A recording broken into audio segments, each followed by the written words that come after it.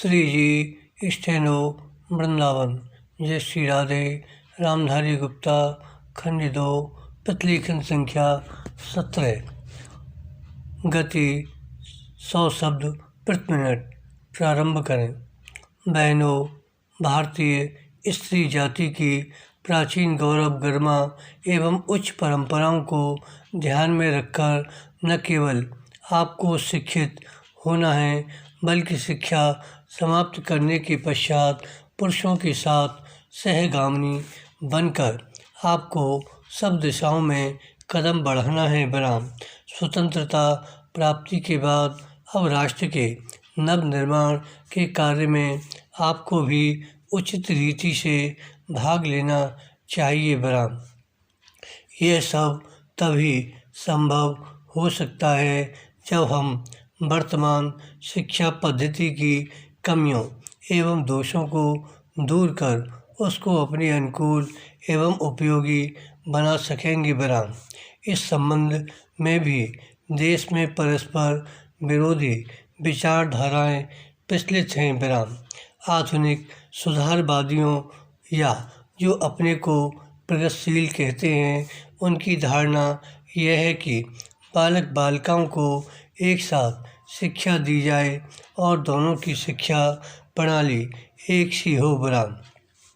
उनका यह भी विचार है कि स्त्रियों को न केवल शिक्षा पद्धति में ही बल्कि अन्य क्षेत्रों में भी पुरुषों के बराबर के अधिकार मिलने चाहिए तथा उन्हें संपूर्ण सामाजिक स्वतंत्रता होनी चाहिए। बराम।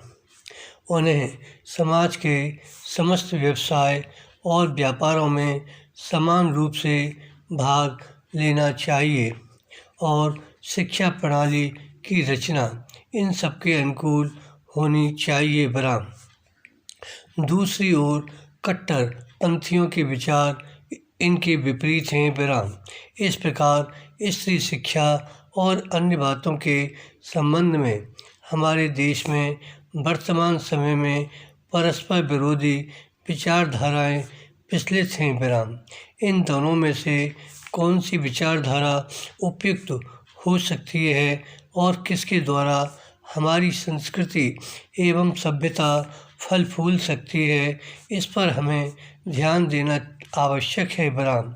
जहाँ तक मेरा अपना विचार है, मैं समझता हूँ कि हमारे लिए इन दोनों के बीच के मार्ग को अपनाना श्रेयस्कर होगा। बराम। पैरा।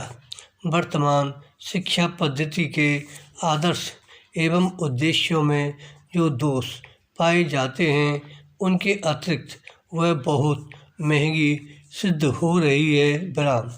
प्रतिवर्ष हम अपने शिक्षालयों द्वारा हजारों विद्यार्थियों को तैयार करते हैं, जिनमें से बहुतों को नौकरियां न मिलने पर जीविका चलाना बहुत कठिन हो जाता है। बराम। इस प्रकार हम अपने शिक्षालयों द्वारा जहां काफ़ी संख्या में विद्यार्थी बेकार तैयार होते देखते हैं, वहाँ फैशन परस्त भी तैयार होते देखते हैं। बराम।